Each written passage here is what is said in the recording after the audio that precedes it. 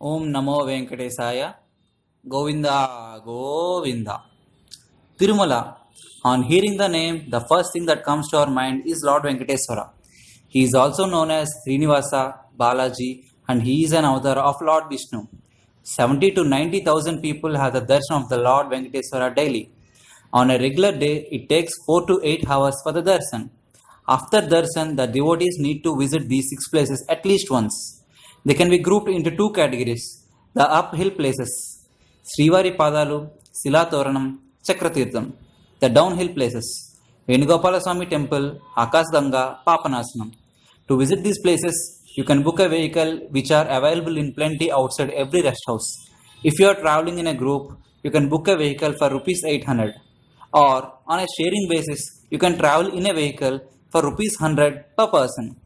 TTD runs buses, but they only travel the downhill places. That is, you can visit the Venugopal Swami Temple, Akasganga, Papanasanam at a ticket fare of rupees 43 per person.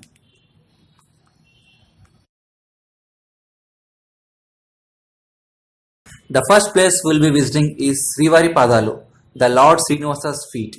It is situated in the forest at the peak of Naranadri Hill, the highest hill among the 7 divine hills. The religious mythology suggests us this is the first place Lord Vishnu in the form of Venkateswara landed his feet on the ground. In previous years, devotees can offer coconut and perform puja here. Placed on the peak of a hilltop, it is subjected to strong winds and harsh weather conditions. This resulted in a slight damage to the relic. So, TTD maintenance and preservation team has enclosed this divine footprint in a glass frame. Srivari Sevaks are positioned here to keep the devotees moving in queue. The puja performance and coconut breaking are prohibited near the relic. From the top, we can see the Lord Venkateswara's temple in the middle of the trees. Luckily, I was able to witness a forest squirrel. The second place we will be visiting is Silatoranam, the natural stone ark. It is one of the 3 natural stone arcs in the world. One in USA, one in UK, and the third is here. In 1980, geologists found this rare formation of rock arc which has 2 dissimilar set of rocks with a connecting thin link. It is estimated to be 2.5 million years old. It measures 8 meters in width, 3 meters in height, and it is formed due to the natural erosive wind forces. According to religious books, it is compared to Adishesha, the divine serpent on which the Lord Vishnu resides. Another mythology is that the height of this ark is same as the height of the idol of Lord Venkateswara in the Anandanilayam. The third place we will be visiting is Chakratirtham. It is located next to Silatoranam and is reached walking past the Silatoranam through the beautiful gardens. Legend says that the Lord Brahma once observed repentance at this site. For cleaning this pond, Lord Vishnu used Sudarshan Chakram. The Sudarshan Chakram then fell into this place. So this place is called Chakratirtham. The sins of the devotees taking holy dip are cleansed. Besides the waterfall, there is a Swayambhu Sivalingam.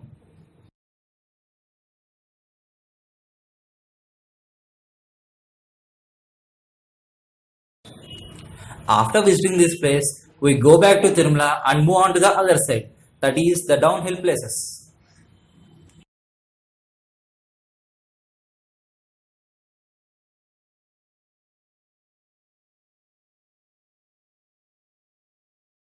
The fourth place we will be visiting is Venugopala Swami Temple. Before entering the temple, we pay homage to Swami Hathiram Babaji. Born in Rajasthan, a devotee of Lord Rama came to Tirumala and established the Swami Hathiram Matam. Serving the Lord is the only thing to him, and it is said that he used to play dice with the Lord Venkateswara. He used to administer the temple during 1843 and 1932, before the TTD was established. He was buried alive, and he said that he still does service to the Lord Venkateswara. A Rama leaf is given as a prasadam. After that, the devotees can enter the temple and have a darshan of the Lord Sri Krishna.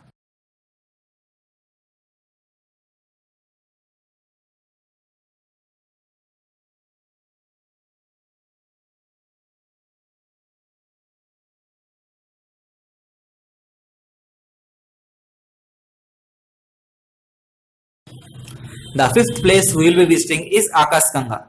It is believed to be originated from the lotus feet of Lord Venkateswara. This water is used in all the rituals performed to the Lord Venkateswara in the Anandanilayam. This indicates the importance of this place. In olden days, the temple priests in turns used it to carry the water across the forest to the temple. Later, when TDD is formed, it laid down pipelines from here to the temple and the work became simpler. Only the Tirumala Nambi family is allowed to take dip in these waters. Devotees visiting this place are not allowed.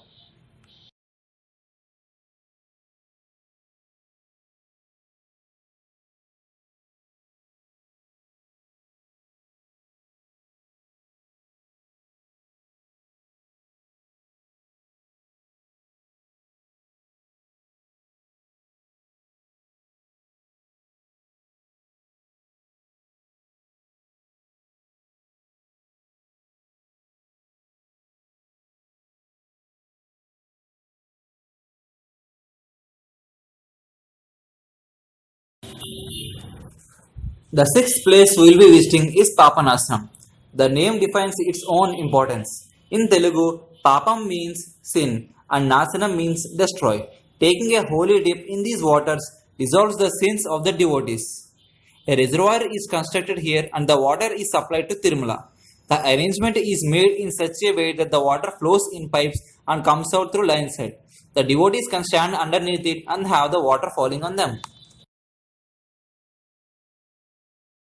At every place, we can find stalls selling food, clothes, photos and idols of the Lord, worshipping items, and photographers who give you a memorable photo to take home. The best time to visit these places is on monsoon or on a rainy day, as we can hear the water flow at many places and the Tirthams also look beautiful with the wider water flow. The greenery will also be more and the sightseeing will be pleasing. If you like this video, please hit the like button, and if you have any doubts or suggestions, please comment them below. Based on your wish, you do subscribe.